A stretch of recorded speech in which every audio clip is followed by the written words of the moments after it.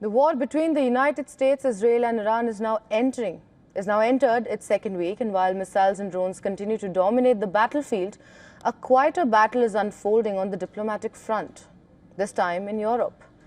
European governments are now scrambling to respond to a war they did not start, but one that could quickly drag them into its consequences. Germany's Foreign Minister Johann Wadephul arrived in Israel on Tuesday, the first high-level diplomatic visit since the United States and Israel launched their war on Iran. Standing beside Israeli Foreign Minister Gideon in Jerusalem, Wadephul said he believes both Washington and Tel Aviv are still open to a diplomatic solution. He said he has very high confidence that the United States and Israel are ready for negotiations even as the military campaign continues. No one can have any interest in chaos or civil war or the collapse of Iran. The consequences would be considerable and would also be felt in Europe. And large sections of the Iranian civilian population have also suffered greatly from the regime's oppression in recent decades. This repression must stop. European leaders are trying to walk a very careful line. Publicly, they are calling for restraint, urging all sides to return to diplomacy. But in practice, many European countries are quietly backing the US position. Some have allowed American forces to use their military bases and infrastructure as the campaign against Iran continues. EU Foreign Policy Chief Kaja Kallas has accused Iran of trying to drag more countries into the war. She called Iran an exporter of war and said the regime is trying to expand the conflict across the region.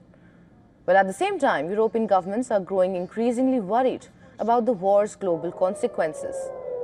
Officials are now monitoring disruptions in oil shipments through the Strait of Hormuz, one of the world's most important energy corridors. Well, France has even proposed a defensive naval mission to help protect shipping routes once the most intense phase of the conflict ends. But the biggest problem for Europe is its limited influence. Analysts say Brussels has very little leverage over either Washington or Tel Aviv, with the United States firmly backing Israel and Iran refusing to capitulate. Europe is largely watching from the sidelines.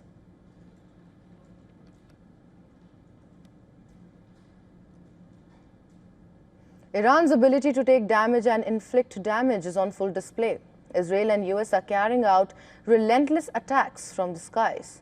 Well, as war drags on, we spoke with Aaron David Miller, who is a senior fellow at the Carnegie Endowment for International Peace.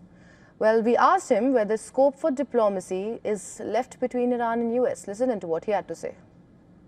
Right now, no, there's no room for diplomacy. The real question is, in the wake of this, whether or not there'll be opportunities. And right now, it's impossible to say. We really don't know whether or not, even if this phase of the war comes to an end, that is to say, the active and dynamic phase of American and Israeli efforts to undermine and destroy most of Iran's capacity to project its power abroad, not to mention to undermine the internal instruments of state power that has been used to repress Iranian citizens. We don't know whether the war is going to continue in a much reduced phase, but still active phase, with sanctions, black ops, cyber, assassinations of Iranian officials, Iranian responses in the Gulf, and occasionally military strikes. Well, Aaron also predicted what Trump's endgame in the Iran war might be. Listen in. Look, I think the administration has wandered all over the parking lot with respect to what its war messaging is and what its objectives are. The president toggles back and forth between basically saying it's up to the Iranian people to decide, but then he talks about his role in choosing the next supreme leader. What we know for sure is that the objectives have been to weaken, if not decimate, for a very prolonged period of time, Iran's capacity to project its power abroad. Primarily its ballistic missiles, but also its command and control leadership targets the killing of Supreme Leader Ali Khamenei, regardless of what happens, is a transformative moment because Iran will never be the same as it was over the past decade since 1989 when he assumed the role of supreme leader in the wake of Khomeini's passing. So that leaves open all kinds of possibilities. So at a minimum, we're talking about undermining Iran's power projection. One piece here of this is important, and that is the presence of 900 pounds of highly enriched uranium at 60% contained in 18 to 20 scuba-like tanks.